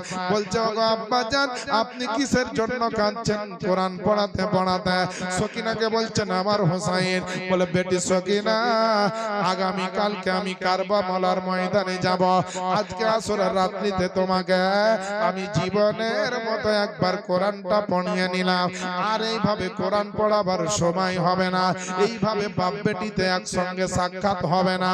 ইমাম হোসাইন বলছেন বলে আব্বা যা কারবালাতে আপনাকে যেতে দিব না, আমার দাদা নাই দাদি নাই, আজকে আমার বড় চাচা নাই চলে গিয়েছে দুনিয়া থেকে, আপনি যদি চলে যান গো আব্বা যান কে আমাদেরকে আদর যত্ন করবে, কে আমার কাকাকে আমরা আব্বা বলে ডাকবো? বেটি সকিনাকে আপনার আনন্দ দিল, বেটি সকিনাকে আপনার সান্ত্বনা দিল, সুকুন দিল। তারপরে আপনার ফজরের নামাজের যখন টাইম হয়ে গেল জামাত করে আলী আকবরকে আজান দিয়ে কামাত দিয়ে ইমাম হোসাইন আপনার নামাজটা পড়ে নিল। নামাজ পড়ে বলছে আল্লাহ আজকে আমার জীবনের শেষ জামাতে হয়তো নামাজ পড়লাম কারবালার প্রান্তরে, আর জীবনে আমি হয়তো জামাত করে নামাজ পড়তে পাবো কি পাবো না। আল্লাহ গো আমার জীবনে ছোটখাটো গুনাহ যদি কিছু হয়ে থাকে আল্লাহ তুমি তোমার নবীর ওসিলাতে maaf করে দাও, আমার খানদানের উপরে রহমত করো, আমার আত্মীয় স্বজনের উপরে রহমত করো, সকলের দিলে ধৈর্য ধারণ করার ক্ষমতা দাও। এইভাবে আপনার চোখের পানিতে বুক ভাসিয়ে দোয়া করলেন আমার হোসাইন। এবার বাবা মুসলমান যেমনই আপনার মুহররম মাসের 10 তারিখ সকাল হয়েছে, শুক্রবারের দিন ছিল 61 হিজরিতে, সেই সময়তে আমার হোসাইনকে আপনার বলল বলে হোসাইন তুমি কি আপনার ইয়াজিদকে মানবে না বলো। ইয়াজিদের সৈন্যরা আবার জিজ্ঞেস করছে, হোসাইন বলল না মানব না, মানলে পারে তো মদিনাতেই মেনে নিতাম, মানলে তো মক্কাতেই মেনে নিতাম, মানলে তো আর আগেই মেনে নিতাম। 3 দিন তোমরা পানি বন্ধ করেছ, আমাদের এত কষ্ট সহ্য হয়ে যায়, তোমরা ভাবছো আমাকে কষ্ট দিয়ে ইয়াজিদের সামনে মাথা নিচু করাবা। আমি আল্লাহর কসম করে বলছি শোনো রে, जानते ने गोलामाने मुस्तफा जानते ने से नहीं डरते, सर कट जाए या रह जाए कुछ परवाह नहीं करते। আমার ইমাম হোসেন এইভাবে কথা বলতে লাগলেন। তখন ইয়াজিদের সৈন্যরা বলল তবে তুমি যুদ্ধের জন্য রেডি হয়ে যাও, যুদ্ধের জন্য রেডি হয়ে যাও। এ বাপজিরা ভাইরা আমার মুসলমান মা বোনেরা, এমন সময়তে ইমাম হোসেন বলল আমি রেডি হয়ে আসি, তবে আমি যুদ্ধের জন্য আসিনি, তোমরা আমার উপর অন্যায় করছো তাই অন্যায়ের প্রতিবাদের জন্য আমি প্রস্তুত আছি। কোন মতে পানি দিল না, খাবার দিল না, কোন রকম কিছু দিল না। হোসাইন অবশেষে দেখছে এত বড় অন্যায় অত্যাচার করছে, আমার উপর একটু প্রতিবাদ করা দরকার। সকালবেলাতে ইমাম হোসাইন তলোয়ার খানা নিয়ে উঠছেন যে দেখি কি করা যায়। ইমাম হোসাইনের একজন আশিক, ইমাম হোসাইনের একজন চাহানেওয়ালা দৌড়তে দৌড়তে এসে পা খানা ধরে কাঁদতে লাগলো, যার নাম হচ্ছে হযরতে হুর। হুর এসে বলছে, হুজুর গো, আমি আপনার মুক্তাদি, আপনার পিছনে এক ওয়াক্তের নামাজ পড়েছি, যতক্ষণ আমি বেঁচে আছি আপনাকে কারবালার ময়দানে যেতে দিব না। কে বলছে? হুর। ওই মানুষটার নাম হুর। বলছে, হুজুর যতক্ষণ আমি বেঁচে আছি আপনাকে যেতে দেব। বলছে, না, আমার জন্য তুমি কেন বিপদে পড়বে? বলে, হুজুর আপনাকে যদি ছেড়ে দিয়ে আপনি কারবালায় যুদ্ধ করবেন আর আমি মুক্তাদি বসে থাকবো, আল্লাহর দরবারে কি জবাব দিব কাল হাসরের ময়দানে? আপনি আমাকে অনুমতি দেন। পা ধরে ছাড়ে না হোসাইন। হোসাইন রাদিয়াল্লাহু তাআলা আনহু বললেন, ঠিক আছে যাও। পায়ে চুমা দিয়ে কারবালার প্রান্তরে ইমাম হোসাইনের আপনার গোলাম আশিক প্রেমিক দিওয়ানা তলোয়ার খানা হাতে ধরে ঘোড়ার উপরে চেপে কারবালার দিকে আপনার ছুটতে ছুটতে চলে গেলেন। আর আপনার ইয়াজিদের 20,000 22,000 সৈন্য দাঁড়িয়ে ছিল। সবাই মিলে আওয়াজ দিয়ে বলছে, বলে, আরে হুর, হোসাইনের দিকে থাকিস না, আজকে আমাদের দিকে চলে আয়, কত না ইনাম পুরস্কার পাবা, কত সোনা চাঁদি টাকা পয়সা পাবা, বলে দুনিয়ার কত ধন দৌলত পাবা। আমার আপনার হুর বলছে যে দুনিয়ার সমস্ত ধন দৌলত যদি আমার কদমের তলে ঢেলে দাও, তবু আমি আল্লাহর কসম আমি নবী বংশের মানুষের মোহাব্বত থেকে সরব না, আমি আল্লাহর কোরআন নবীর হাদিস থেকে সরব না, আমি দ্বীন ইসলামের খিদমত থেকে নিজেকে সরাবো না। বলে, সব কিনতে পারবে, কিন্তু আমি হুর আমার ভিতরে যে ঈমান আছে সেটা কিনতে পারবে না। এক কথা দুই কথা বলতে বলতে আপনার ইয়াজিদের সৈন্যর দিক থেকে একটা লোক যেন একখানা তলোয়ার নিয়ে আমার হুরকে মারার জন্য চলে আসলো। হুর আপনার এক হাতে লাগাম ধরলো আর এক হাতে তলোয়ার খানা ধরলো। কারবালার প্রান্তরে আপনার তুমুল লড়াই লেগে গেল, যুদ্ধ ঘোষণা হয়ে গেল রে বাবা, এমন জিহাদ আরম্ভ হয়ে গেল। হুর কিন্তু লড়াই করছে ইসলামের জন্য, নবীর মোহাব্বতের জন্য, আর ইয়াজিদের সৈন্যরা লড়াই করছে আপনার ইয়াজিদের ইবনে জিয়াদের হুকুমে। তারা পুলিশ প্রশাসন, তাই তাদেরকে লড়াই করতে হচ্ছে। কিতাবে এরকম লেখা আছে যে কারবালার প্রান্তরে যে সৈন্যগুলো এসেছিল সবাই কিন্তু রাজি ছিল না যে যুদ্ধটা করি, কিন্তু তারা চাকরিতে ছিল, তাই তাদেরকে লড়াই করতে হতো। যেমন ধরেন ভারতে যদি এখন পাকিস্তানের সঙ্গে লড়াই লেগে তো কত সৈন্য আছে চাইবে যে যুদ্ধতে যাব না, কিন্তু চাকরি বাঁচাতে গেলে যেতে হবে, উপায় নেই। মেজর সেনাপতি যা হুকুম দেবে তাই ছড়াকে করতে হবে। এখানে ধরেন লড়াই লেগে গেল, যদি বলে এই মুসলমানের অমুকের উপর চালাও, আমি ধরেন মুসলমান একটা ফোর্স, কিন্তু উপায় নাই, মেজরের হুকুম চালাইতে চাকরি বাঁচাতে, আর না হলে চাকরি ছেড়ে পালিয়ে আসতে, তাছাড়া উপায় নেই। তো ইমাম হোসাইনের বিরুদ্ধে অনেক সৈন্য এরকম ছিল কারবালায়, তারা চাইনি, কিন্তু ইয়াজিদের সৈন্য, তারা ইবনে জিয়াদের সৈন্য, তাই চাকরি বাঁচাবার জন্য তাদেরকে অনেককে চালাতে হয়েছিল। আর ওর ভিতরে কিছু কিছু ছিল 50 কি 100 200, এরা বড় মাক্কার ছিল, ধোঁকাবাজ ছিল, মুনাফিক ছিল, গুমরাহি ছিল, বদমাযহাবী ছিল। যে হোসাইনের কথা মহব্বত করা, আলে রাসূলের মহব্বত করা দরকার, নবী মুস্তাফার মহব্বত করা দরকার, তাদের বিরুদ্ধে তলোয়ার তীর তারা চালিয়েছিল। ধন দৌলতে ইয়াজিদের কাছে ঈমানটাকে বিক্রি করে দিয়েছিল। এ দেখেন বাবা, লড়াই চলতেছে। ইমাম হোসাইনের আপনার শেরে খোদার গোলাম, শেরে খোদার বেটার গোলাম হযরতে হুর করল কি, আপনার ইসলামের জন্য, হোসাইনের জন্য, শরিয়াতের জন্য, মা ফাতেমার জন্য, আল্লাহ রাসূলের জন্য, হককে প্রতিষ্ঠিত করার জন্য, সত্যকে আপনার সত্য বলে আপনার পরিচয় দেওয়ার জন্য লড়াই করতে করতে 8 জন সৈন্যকে নিজে কতল করে দিয়ে আপনার হুর কিন্তু নিজেই শহীদ হয়ে গেলেন ওই কারবালার প্রান্তরে। এইভাবে আপনার একের পর এক যায়। আবার একজন আসলো, নতুন বিয়ে হয়েছে, একদিনও হয়নি, আপনার রাত্রি কাটেনি, ফুলসজ্জার রাত্রি হবে। আর মা তাকে বলছে, তার বেটাকে বলে, বেটা রে, বলে কারবালার প্রান্তরে আগে যা, আগে হোসাইনের খিদমত করে আয়, তারপরে বিবির সঙ্গে তুই দেখা করবি। তার নাম হচ্ছে ওয়াহাব, আব্দুল্লাহ বিন ওয়াহাব ওয়াহাব কালবি রাদিয়াল্লাহু তাআলা আনহু ওই আপনার আব্দুল্লাহ ওয়াহাব বিন আব্দুল্লাহ কালবি রাদিয়াল্লাহু তাআলা আনহু হয়ে যায় ইমাম হোসেনের আশিক হয়ে বলছে আমাকে অনুমতি দেন কারবালায় যাব বলছে না না তোমার মাত্র একদিন বিয়ে হলো নতুন বউ নতুন স্ত্রীকে ছেড়ে তোমাকে কারবালায় যেতে দিব না তোমার মাকে ছেড়ে তোমাকে কারবালায় যেতে হবে না মা আর তার স্ত্রী এসে ইমাম হোসেনকে বলছে বলে হুজুর গো আমি আপনার বয়স্ক একজন মা আমি চাই না যে আমার বেটা বড় সাহারা হয়ে আমার জন্য থাক আমি তার আগে ইসলামের খিদমত করতে চাই আমি আপনার খিদমত করতে চাই আমি নবীর মোহাব্বতে আমার বেটাকে কারবালায় পাঠাতে চাই বিবি বলছেন বলে হুজুর আমার স্বামী হলো তো কি হলো আমি যদি আজকে আমার স্বামীকে হারিয়ে দিই দুনিয়াতে স্বামীকে হয়তো আর পাবো না কিন্তু আপনার গোলাম হয়ে যদি আমার স্বামী শহীদ হয়ে যায় আর কাল হাসরের মাঠে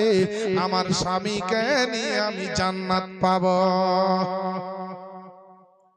হোসেনকে ছাড়লো না মাতে আর স্ত্রীতে বলে আমার স্বামীকে মা বলছে আমার বেটাকে অনুমতি দেন হযরত ওয়াহাব বিন আব্দুল্লাহ কালবি রাদিয়াল্লাহু তাআলা আনহু পা ধরে ছাড়ে না হোসেন অবশেষে অনেক কষ্ট করে বললেন যাও অনুমতি দিলাম হযরত ওয়াহাব বিন আব্দুল্লাহ কালবি তিনিও গেলেন কারবালার প্রান্তরে এমন লড়াই করলেন শরীয়তের জন্য সত্যের জন্য হকের জন্য ন্যায়ের জন্য অন্যায়ের বিরুদ্ধে বাতিলের বিরুদ্ধে মিথ্যার বিরুদ্ধে লড়াই করলেন আমাদের মুসলমানের জীবনে শুনে শিখতে হবে যে হক কথা বলবো হকের পথে থাকবো হকের জন্য লড়াই করব সত্যের জন্য লড়াই করব হাদিস ও কোরআনের জন্য লড়াই করব ঈমানের জন্য লড়াই করব আকীদার জন্য লড়াই করব নবীর মহব্বতের জন্য লড়াই করব আল্লাহ আল্লাহ রাসূলের জন্য লড়াই করব কিন্তু মিথ্যার সঙ্গে দিব না মিথ্যার বিরুদ্ধে চলবো অন্যায়ের বিরুদ্ধে দাঁড়াবো আপনার যত রকম পাপ আছে অন্যায় আছে হারাম আছে নাজায়েজ আছে তার বিরুদ্ধে আমরা মুসলমান চলবো জোরে জোরে একবার বলেন ইনশাআল্লাহ